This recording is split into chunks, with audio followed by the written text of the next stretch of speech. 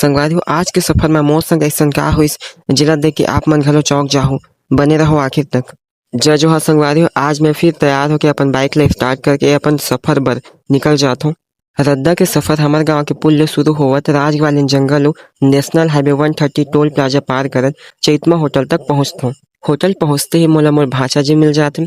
फिर मैं भाचा जी ला अपन संग उनकर घर ले आता हूँ। घर के अंदर जावत ही मोला मोर छोटे भाचा जी दिख जाते। मोर बड़े भाचा जी मोर आले कतका खुश हो जाते।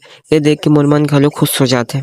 फिर मोर भांजा जी मैं जौन मावा कुल्फी लेके गए रहूं ओला खाए में मगन हो जाते। मावा कुल्फी खाए के बाद देखा संगवारी मोर भांजा जी मन कैसे मजा ले खेलत हवे। संगवारी मोर यहाँ आए के मुख्य कारण ये रहिस मोला अपन दीदी के अपडेट कराए हुए आधार कार्ड ला देहे बर रहिस ताकि वो अपन पैन कार्ड घलो अपडेट करवा सके। कुछ देर इधर उधर भटक के अपन टाइम पास करे के बाद अब मैं यहाँ ले बाय बाय बोल के निकल जाता हूँ। रद्दामा सुतरा पेट्रोल पंप में रुकता हूँ। यहाँ पहुँच के पता चलता कि कतका भीड़ है। ऊपर ले लोगन लगातार आवत जात रहीन। एकदम लाइन लग गई रही।